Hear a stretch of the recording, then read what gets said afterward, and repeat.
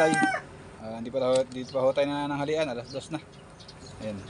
Nakakuha po tayo ng may bangus po dun sa sa dito, dun sa lumpot. Nakakuha po tayo isa.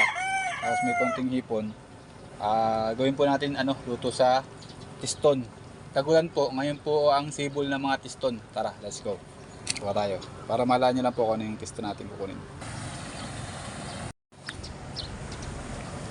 Pagkaganto po mga panahon mga kabantay, pagka madalas na po ang pag-ulan, yung pong madalas namin sinasahog sa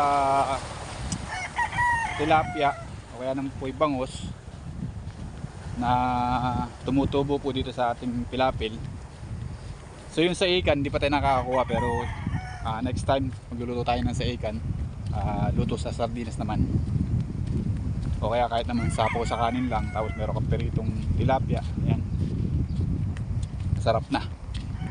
So ito po ay yun nga po, ting tag-ulan lang po sumusulpot yung tiston kung tawagin.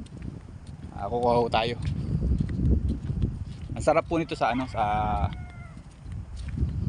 pansabaw. Para din po siyang alokbati, ganun. Pero hindi po siya alokbati. Ayan po yan. Dali lang. So ayan po, ito po yung tistong tinatawag yan. Masarap po sana yung malalapad ng dahon. Hanap tayo na malapad dito, baka meron tayo makita. Ito. Yan. Para din po siyang alokbati. Sarap po to, pansahog sa sa sabaw-sabaw. Hanap lang tayo ng medyo malapad-lapad ng dahon para dito sa kabila.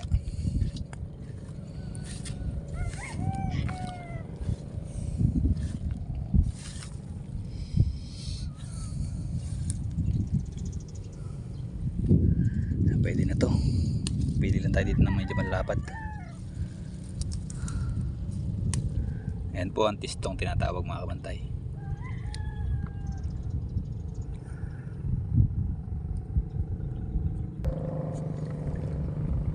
So ito na po nakuha natin mga kabantay. So luglugan natin din sa ilog. Tapos panlawan na natin sa tabang. Para matanggal yung lupa. May lupa kasi sa matanggal na rin yung mga lupa-lupa niya. Para hindi kasi nang madumi din sa ating. Ayan, nahulog pa isa.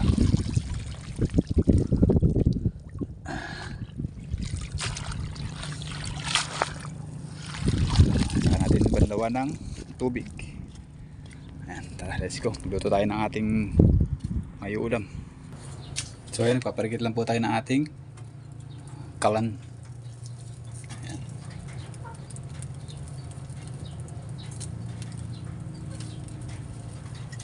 Okay, tubig. Tapos lagyan po natin ito ng luya tsaka sibuyas. Ayan, luya at sibuyas lang po ang sahog natin. Lagyan na po natin yung luya at sibuyas. Okay. Takpan na lang po natin yan. At mamaya hintayin na lang po natin kumulo. Tsaka natin tambog yung ating isda. Tsaka konting hipon. Hinimilyan po natin itong ating tiston.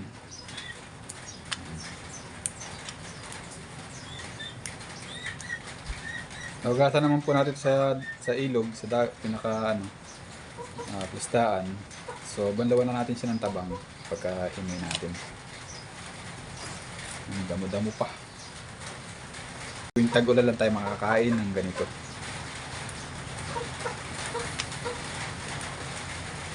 Meron pong isang tinatawag pa dito, yung isang uri din po siya ng ganito, pero malilit naman po yung kanyang dahon. Pa-oval naman po pa ganun. Papakita ko po sa inyo yung sinasabi ko sa inyo. Pag nakakita po tayo ng ganun. Ginugulay din po yun, sinasawag din po sa sardinas. Masarap din daw po sawag sa sardinas yun. Pero hindi po ako nakakasubok.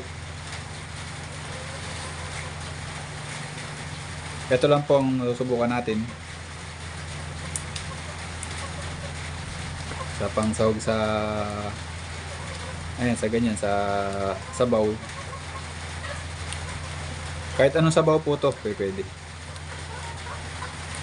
Kahit po sa nilaga to, siguro obra din eh. Kasi style nilaga naman po yung ating ano. Kaya lang may luya.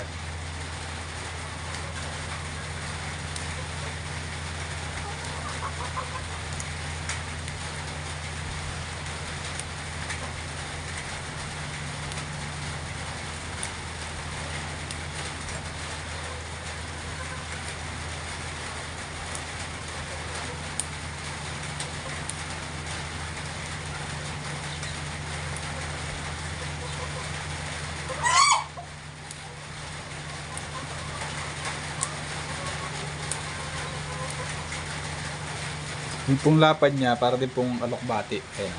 Di ba?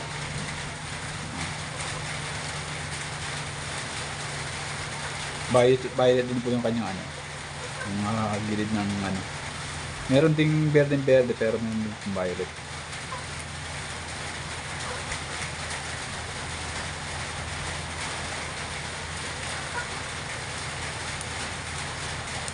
Naalala ko po mga kabantay, mga kwento ko lang po ano.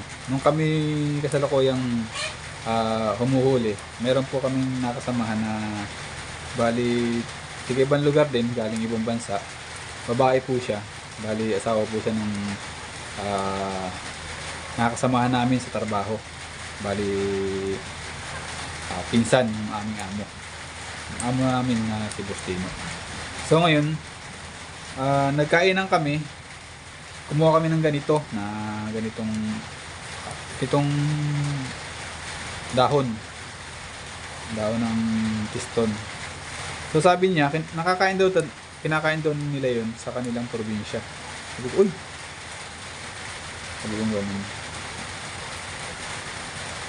nakakain din pala ako ng mga Bisaya ng mga ganito. Pagkakala niya kasi alokbati, kasi ganito ang style ng alokbati rin, ganito ang ano. Kaya lang, violet lang po siya talaga. Ito naman, yung pagkahalong violet, yung pinakaano lang niya. Pinakapaligid lang ng dahon.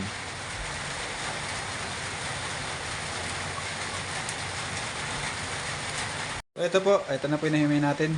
Hugasan natin. Ito yung mga nakuha na ng dahon. Ito po yung nahimay natin. Hugasan na po natin.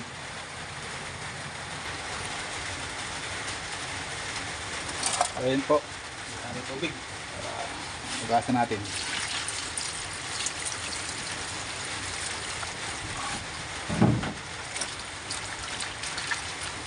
Trainer. Ayan.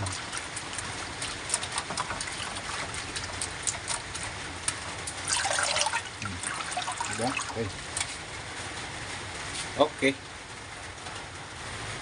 Pulo na po yung ating, ayun, tabog na po natin yung ating ano, isda.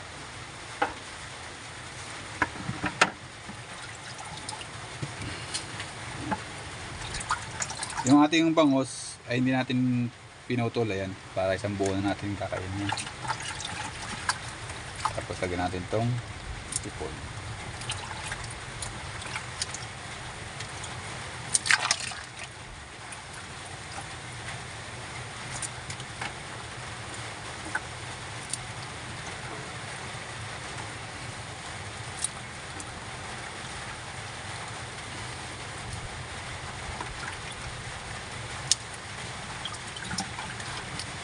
Saka natin tambog yung tiston pagkakulo.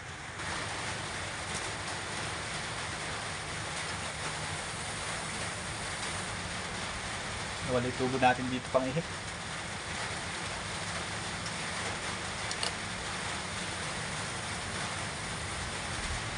Yun, yan na. Yan, biyab na. Nawala yung pang ihip natin tubo. So ayan, kulong-kulo na po mga kabantay. Wait lang. Bigyan natin itong ating huling ricado. Ayan. Okay. Ayan. Tapos halo-halo na ng konti.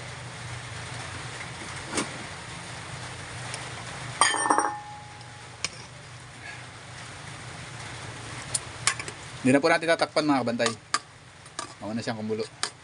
Konting ano naman ho to eh. Lagyan natin ng pangpalasa. Ayan, lagyan natin yung sarap. Ganyan. Tapos paminta. Ayan.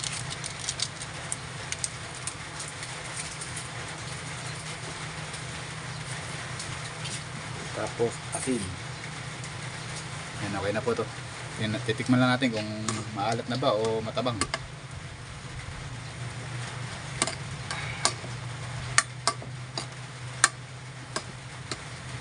Asin lang.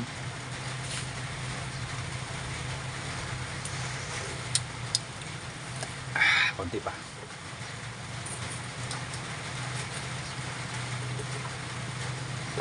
Okay na. Ayan. Kailan po natin kumulo. Tapos kain na po tayo. Ayan. Wow, sarap niyaan. Ito na po mga kabantay. Ito na. Ating ulam. Ito, dito natin lagay. Ayan. Ano tayo na ganun. Wow! Woo! Woo! Init!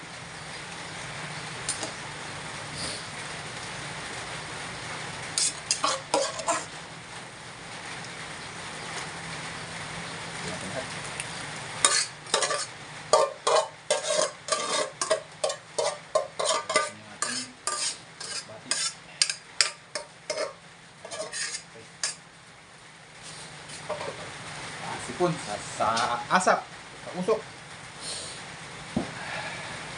Kain na po tayo. Kanin.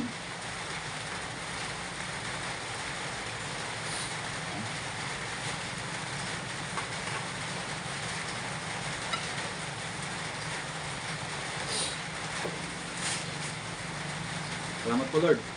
Kain na po tayo.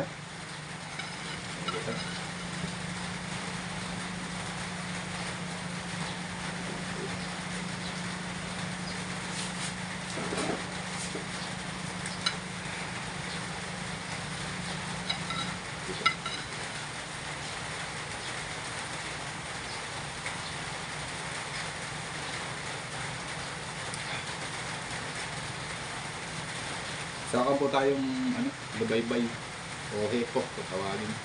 Bagong isda.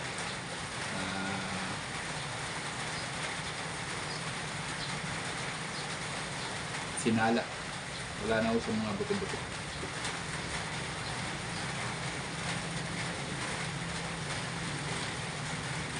Ito masarap to.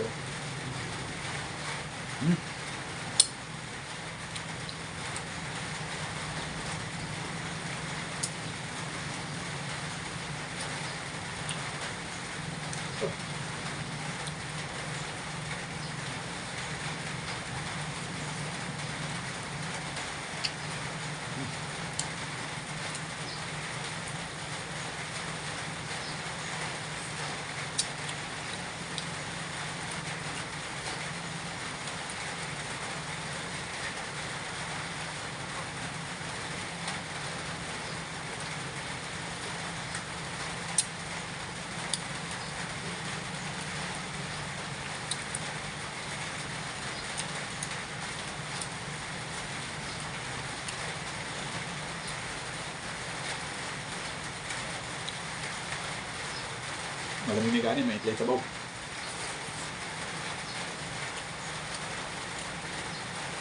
Ow.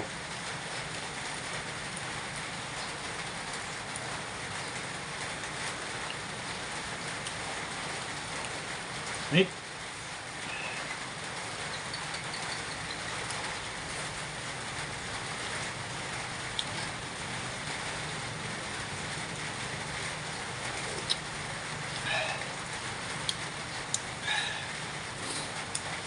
Ito yung tayo.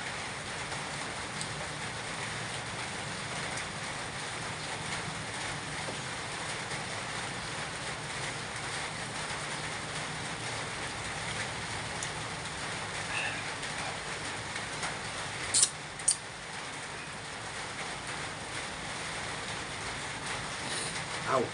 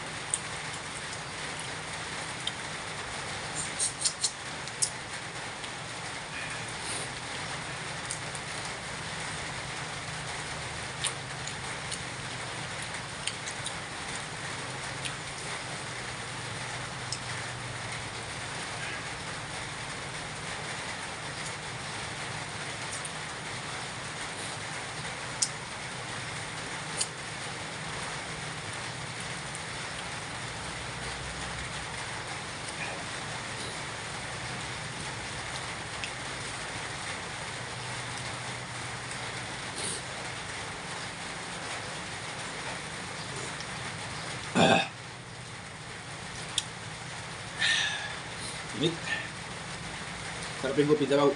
Lalo po ngayon. Mulit ulan. Parang sarap yung sabaw.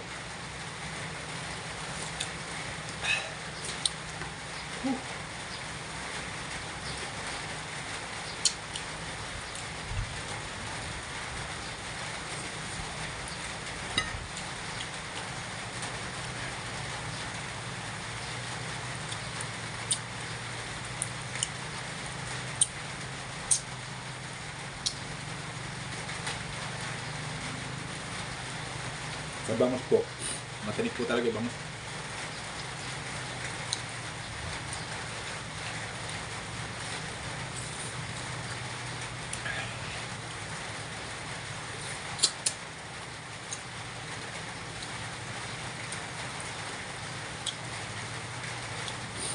Sabaw.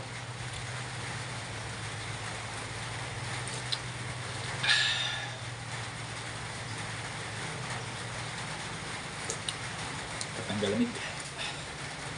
So yung mga kabantay, dito ko nung puputulin yung aking pagkain at kakain pa tayo. Ang sarap ng pagkakaan ng sabaw. ngayon lang ulit tayo nakakain ng ganito eh. Dahil ngayon lang kung meron tumubuta sa ating ganito. Kaya ganito na po yung aking pagkain. Maraming salamat po sa mga sumusuporta sa akin. At nga po eh, patuloy lang po yung pag-support sa akin. Kahit na may na-imbis natin, okay lang. Bili-bili lang tayo. Makasakali. Hindi man ngayon. O baka susunod taon. Ma-discover na tayo ni Lolo Whitey. Ayan. So dito lang po ang aking vlog at maraming salamat po sa lahat ng mga kaibigan ko sa YouTuber. Ayan. Sa lang YouTube. Ayan. Maraming salamat. At sa suporta ng aking pamilya. Maraming salamat. Hanggang dito lang po. Bye-bye mga chup-chup.